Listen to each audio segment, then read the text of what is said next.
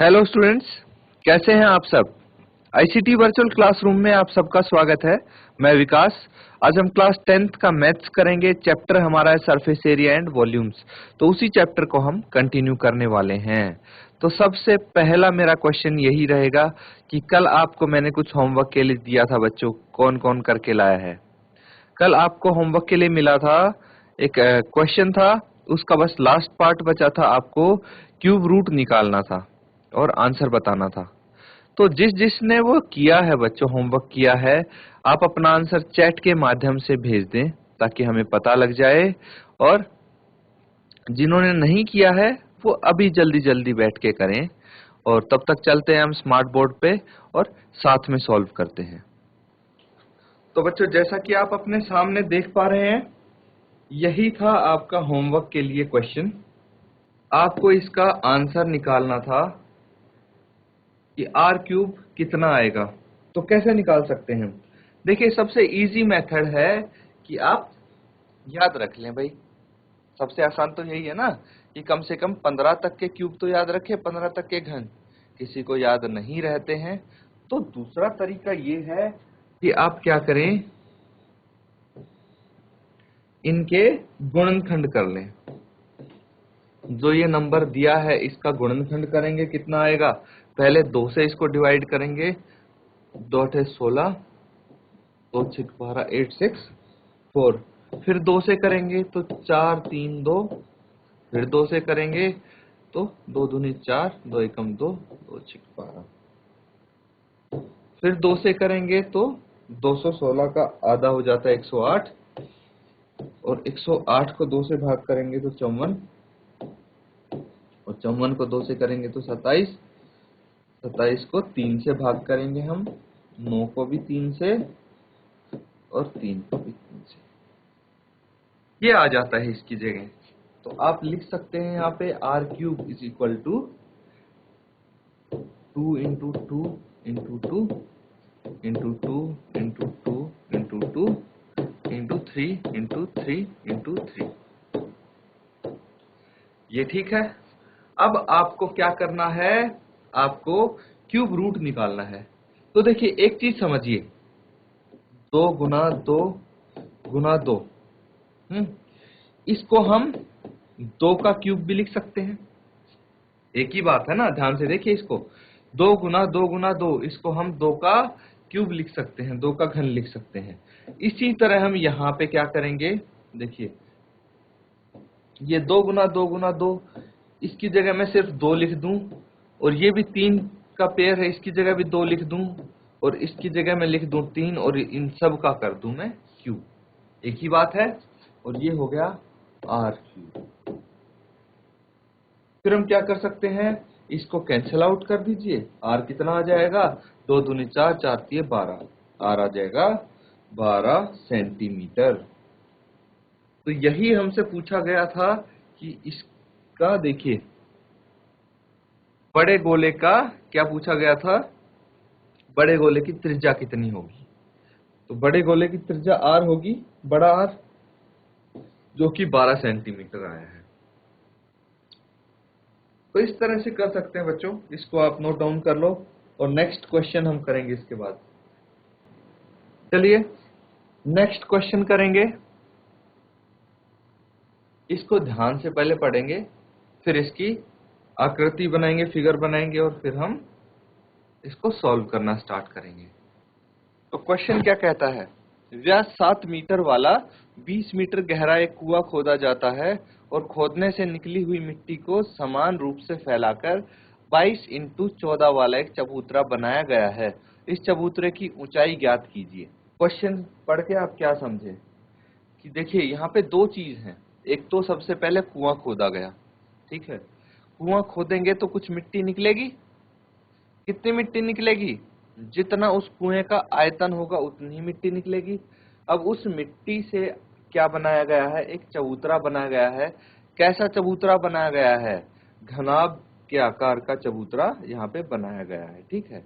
तो एक घनाभ बनाया गया है, और क्या बोला गया है कि भाई उसकी लंबाई और चौड़ाई दी हुई है, उसकी ऊंचाई आपको ज्ञात करनी है। तो चबूतरा में कितनी मिट्टी आएगी? जितनी कुएं से निकालेंगे वही मिट्टी तो चबूतरे में आएगी। तो कुएं से कितनी मिट्टी निकली? जितना कुएं का आयतन था। और चबूतरे में कितनी मिट्टी लगी? जितना चबूतरे का आयतन होगा। मतलब कुएं का आयतन और चबूतरे का आयतन बराबर होना चाहिए। ये चीज हम क्वेश्चन से समझे हैं। अब यहाँ पे इसका डायग्राम हम बनाएंगे और इसको और बेटर तरीके से समझ पाएंगे। यहाँ पे एक इस तरह से आप बोल सकते हैं कुआं हमने खोदा है। ये कुआं खोदा है जिसकी ऊंचाई हाइट आपको दी हुई है 20 मीटर और व्यास आपको दिया है 7 मीटर। व्यास कितना दिया है आपको? 7 मीटर। तो अगर इसका व्यास 7 मीटर है तो त्रिज्या कितनी होगी? 7/2 मीटर। 7 को 2 से भाग कर देंगे, त्रिज्या आ जाएगी। अब क्या किया है कि इससे कुछ मिट्टी निकली है, उससे क्या बना दिया है? यहाँ पे चबूतरा बना दिया गया है। तो इस तरह से हम बोल सकते हैं कि हमने एक यहाँ पे चबूतरा बना दिया है। ठीक है। अब इसकी कुछ यहाँ पे लंबाई है 22 मीटर बोल सकते हैं, जो चौड़ाई है वो 14 मीटर हो सकती है, लेकिन हमें ऊंचाई का नहीं पता। ये हाइट है, ये क्या होगी ये नहीं पता, और यही हमें पता लगानी है। तो कैसे पता लगाएंगे हम? दोनों के आयतन को अगर हम कंपेयर करें तो हम पता लगा सकते हैं। ठीक है। तो ये तो हो गया बेलन। बेलन के आकार का हो गया। ठीक है, यानी सिलेंड्रिकल शेप होगी इसकी। और ये कैसा हो गया? घनाभ। घनाभ या फिर क्यूबॉइडल आप बोल सकते हैं।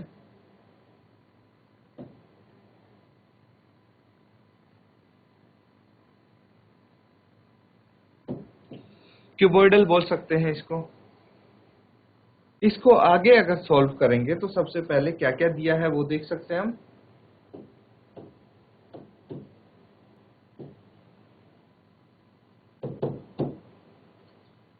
बेलन की त्रिज्या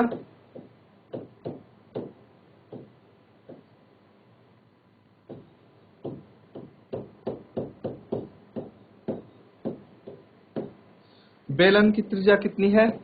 हम इसको r से डिनोट कर सकते हैं और ये हो जाएगी 7/2 मीटर। ठीक है, 7/2 मीटर हो जाएगी, क्योंकि बेलन का व्यास हमें कितना दिया है? बेलन का व्यास 7 मीटर दिया है। इसी तरह बेलन की ऊंचाई कितनी हो जाएगी?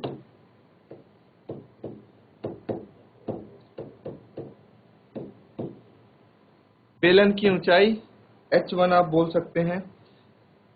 यहाँ पे h1 क्यों लेना पड़ा? क्योंकि एक ऊंचाई इस घनाभ की भी होगी। तो बेलन की ऊंचाई 20 मीटर है, और क्या है? घनाभ की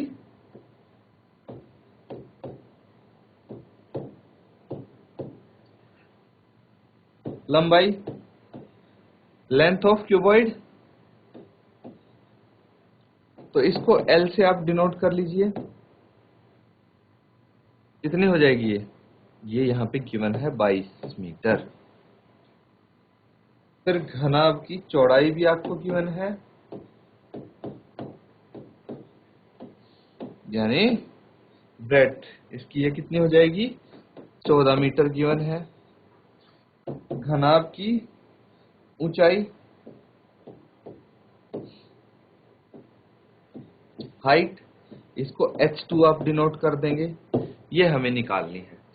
तो ये डाटा है आपके पास, ये चीजें दी हुई हैं, इससे आप इसको सॉल्व करेंगे। तो जल्दी से इसको हल करके बताइए क्या आंसर आ सकता है। आपको क्या करना है? तुलना करनी है दोनों के आयतन की। बेलन के और जो घनाभ है उसके आयतन की तुलना करके आप h2 का मान निकाल लेंगे। हिंट भी दे दी है मैंने। जल्दी से इसको सॉल्व करके आंसर बताइए क्या आएगा आपका। चैट के माध्यम से भी आप अपना आंसर भेज सकते हैं बच्चों।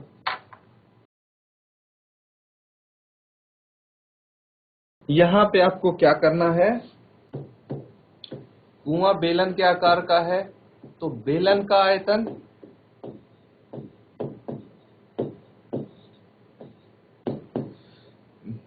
किसके बराबर होना चाहिए? घनाभ के आयतन के।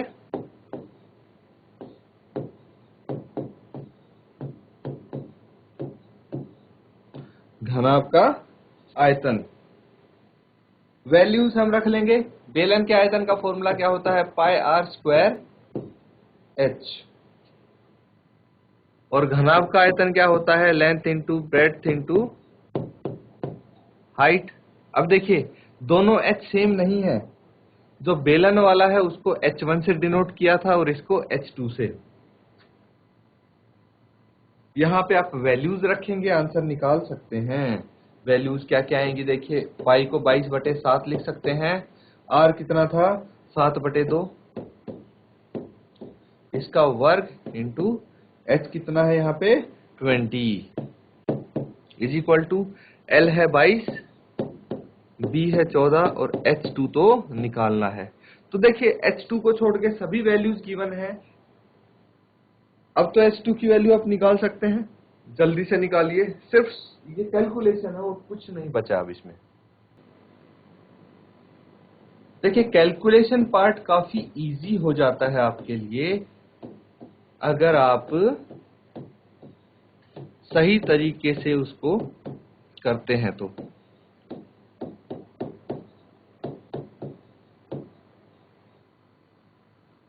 यहाँ पे 7 से 7 कैंसिल आउट हो जाएगा, 2 से ये 11 आ जाएगा। या फिर एक और ऑप्शन है, इसको 2 से हम कैंसिल आउट ना करें तो। ऐसा क्यों बोला मैंने? यहाँ आपको दिख जाएगा कि ये देखिए ये 22 यहाँ पे भी है, 22 यहाँ पे भी है, दोनों कैंसिल आउट हो जाएंगे। तो हम सीधा H2 लिख देते हैं। यहाँ पे H2 कितना है? इन सबको दूसरी तरफ लेके जाएंगे। पहले क्या बचा है यहाँ पे? 22 इंटू 7 इंटू 20 और डिनोमिनेटर में क्या है? 2 इंटू 2 इंटू 22 इंटू 14 आप यहाँ पे लिख सकते हैं। अब देखिए इजीली आप किसको कैंसिल आउट कर सकते हैं? 22 से 22 डायरेक्ट ये कट जाता है। 7 दूनी 14 है तो इसको। अब देखिए 2 से ये कट गया 10, इस 2 से ये कट गया 5, ये कितना आ गया? 5/2 और इसको डिवाइड करेंगे तो 2.5 2.5 मीटर आप इसको बोल सकते हैं, क्योंकि यहाँ पे जितनी भी आपको विमाएं दी हुई हैं ये सब मीटर में है। तो आंसर भी तो आपका मीटर में ही आएगा। तो ये 2.5 मीटर हो गया H2। यानी कि आप बोल सकते हैं कि जो चबूतरा बना है उसकी ऊंचाई 2.5 मीटर होगी। इसको नोट डाउन कर लो। चलिए अब नेक्स्ट क्वेश्चन करते हैं। ये भी कुछ पिछले क्वेश्चन की तरह ही होगा। यहाँ पे क्या क्या गिवन है क्वेश्चन पढ़ते हैं एक बारी। व्यास 3 मीटर का एक कुआं 14 मीटर की गहराई तक खोदा जाता है। इससे निकली हुई मिट्टी को कुएं के चारों ओर 4 मीटर चौड़ी एक वृत्ताकार वलय यानी रिंग बनाते हुए समान रूप से फैलाकर इस प्रकार बांध बनाया जाता है कि बांध की ऊंचाई ज्ञात कीजिए। तो क्वेश्चन पढ़ के कुछ तो आप समझ गए होंगे। तो देखिए एक यहाँ पे भी कुआं खोदा गया है, ठीक है। तो हम सबसे पहले अगर कुआं बनाने की कोशिश करते हैं तो कुछ इस तरह से ये कुआं हमने खोदा है। व्यास कुएं का 3 मीटर है। कितना है? 3 मीटर व्यास है। यानी त्रिज्या कितनी होनी चाहिए? 1.5 मीटर। कितनी गहराई है कुएं की? 14 मीटर है। तो 14 मीटर गहराई तक ये कुआं खोदा गया है। अब क्या बोला गया है कि भाई इससे निकली हुई मिट्टी को कुएं के चारों ओर 4 मीटर चौड़ी एक वृत्ताकार रिंग बनाते हुए समान रूप से फैलाया जाता है। तो जैसे ये कुएं का अगर फेस है, ठीक है, मुंह है, ये कुएं का मुख है, तो इसके चारों ओर इस मिट्टी को कुछ इस तरह से फैलाया गया है कि एक रिंग बन जाए। ये रिंग आपको दिख रही है, इसकी कुछ ऊंचाई भी होगी, कुछ ऐसे करके, ठीक है। और ये कुआं हो गया, ठीक है। ये नीचे तक क्या हो गया? कुआं हो गया। तो कुछ इस तरह से यहाँ पे हम दिखा सकते हैं इस रिंग को। एक चीज यहाँ पे दी हुई है कि रिंग की जो चौड़ाई है, रिंग की चौड़ाई मतलब ये जो चौड़ाई है ये 4 मीटर है, इतना हमें पता है। तो हमें क्या निकालना है, बांध की ऊंचाई ज्ञात करनी है। अब जो पिछले क्वेश्चन में आपने समझा था उसी तरह से इसको समझो कि जो इस कुएं की मिट्टी निकली, इस कुएं की मिट्टी निकली, वो कितनी मिट्टी निकली होगी? क्या कोई बता सकता कुएं से कितनी मिट्टी निकली होगी? जितना इस कुएं का या फिर जितना इस बेलन का वॉल्यूम होगा, आयतन होगा, उतनी ही मिट्टी तो निकली होगी इससे। तो बेलन के आयतन के बराबर मिट्टी निकली, जिससे हमने क्या बना दी, कुएं के आसपास एक वृत्ताकार रिंग बना दी। ठीक है, तो उस रिंग में कितनी मिट्टी होगी? जितनी कुएं से निकली, मतलब कुएं के आयतन के बराबर क्या होना चाहिए, उसमें रिंग में मिट्टी होनी चाहिए। मतलब रिंग में कितनी मिट्टी होगी? जो रिंग का आयतन होगा वो भी तो हो सकती है। मतलब कुएं का आयतन और जो रिंग बनी है उसका आयतन क्या होना चाहिए, बराबर होना चाहिए। इसी का यूज करके हम क्या निकालेंगे, जो बांध बनाया है उसकी ऊंचाई हम निकाल सकते हैं। तो क्या क्या यहाँ पे गिवन है वो देखिए। तो सबसे पहले जो हमारे पास क्या गिवन है, कुआं गिवन है। ठीक है, कुआं गिवन है। ठीक है, तो इसका व्यास क्या होगा, व्यास यानी डायमीटर 3 मीटर होगा। तो त्रिज्या कितनी होनी चाहिए, त्रिज्या होनी चाहिए, इसको हम आर बोल सकते हैं, ये होना चाहिए 1.5 मीटर। त्रिज्या तो 1.5 मीटर होनी चाहिए। और क्या है, इसके बाद जो हमारे पास वलय है, ठीक है, वृत्ताकार वलय यानी रिंग, इसका आपको क्या दिया हुआ है, यहाँ पे चौड़ाई इसकी रिंग की दी हुई है। ठीक है, चौड़ाई ये कितनी है, 4 मीटर। ये चीज यहाँ पे गिवन है आपको, और आपको क्या निकालना है, इसकी ऊंचाई आप निकाल लेंगे। क्लियर है? तो एक चीज आपको यहां समझनी होगी कि ये जो यहां से यहां तक है, ये क्या है, कुएं की त्रिज्या है जो कि 1.5 मीटर है। ये चीज यहाँ पे समझने वाली है कि ये क्या है, कुएं की त्रिज्या है 1.5 मीटर, और ये चौड़ाई हो गई इसकी 4 मीटर। ठीक है, चौड़ाई कितनी होगी, 4 मीटर।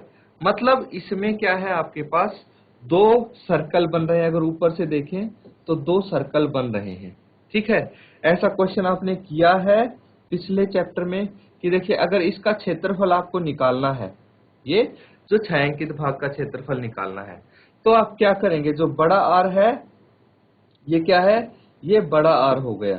ठीक है, इसमें से आप क्या कर देंगे, छोटा आर माइनस कर देंगे। यही करेंगे, बड़े आर में से छोटा आर आप माइनस कर सकते हैं। ठीक है, तो इसको हम R1 ले लेते हैं, और यहाँ पे जो बड़ा आर है, जो बाहर तक की त्रिज्या है वो कितनी है, 1.5 प्लस 4 मतलब 5.5 मीटर। ठीक है, हम दोनों को जोड़ देंगे तो बड़ी त्रिज्या आ जाएगी, और जो छोटी त्रिज्या है इसको R2 से हम डिनोट कर देंगे, क्योंकि R1 ये हो गया। ये कितनी हो जानी चाहिए, छोटी त्रिज्या आपकी 1.5 ही रहनी चाहिए। मतलब सेम है तो हमें अलग से इसको डिनोट करने की जरूरत नहीं है। छोटी त्रिज्या हमें पता है, बड़ी त्रिज्या यहाँ से आ गई है। ठीक है बच्चों, अब हमें क्या करना है, गिवन है वो हमने यहाँ पे लिख लिया है।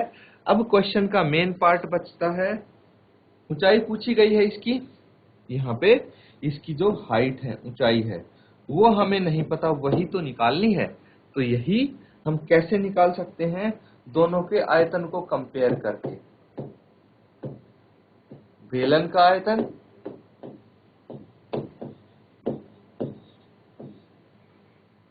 किसके बराबर होगा, बेलन का आयतन रिंग के आयतन के बराबर होगा। तो रिंग का आयतन फॉर्मूले रख देंगे यहाँ पे पाई आर स्क्वायर एच, ठीक है, पाई आर स्क्वायर एच। तो इसको आप पाई आर स्क्वायर या फिर पाई R1 बोल सकते हैं, ठीक है। वहां पे R1 लिखा है हमने तो इसको R1 ही लिखेंगे। रिंग का आयतन क्या होना चाहिए? होना तो इसका भी वही चाहिए, ये भी तो एक बेलन ही है। क्या होना चाहिए? पाई आर स्क्वायर एच, ठीक है, पाई आर स्क्वायर एच होना चाहिए। तो देखिए यहाँ पे ये दोनों जो हैं, कुएं की जो ऊंचाई है वो यहाँ पे रह गई, इसको हम h1 से डिनोट करेंगे और ये 14 मीटर होगी, ठीक है। कितनी होनी चाहिए? 14 मीटर होनी चाहिए। और इसको आप h2 से डिनोट करेंगे, जो कि रिंग की ऊंचाई हमें नहीं पता। तो ये h1 हो गया और ये h2 हो गया। इतना क्लियर है? अब हम क्या कर सकते हैं, अब यहाँ पे देखिए जो ये R है, ये तो बेलन अगर हमारे पास होगा, सिर्फ एक बेलन होगा ठोस, तो उसका हम आयतन निकाल सकते हैं। लेकिन ये तो रिंग के शेप का है और हमें क्या करना है, जो रिंग है उसका आयतन निकालना है। तो कैसे निकालेंगे हम? यहाँ पे जो ये R है, R स्क्वायर है, इसकी जगह पे हमें 2 R चाहिए होंगे। क्यों? कौन से R चाहिए होंगे? 2। जो बड़ा R है इसमें से आप छोटा R को माइनस कर देंगे, ठीक है।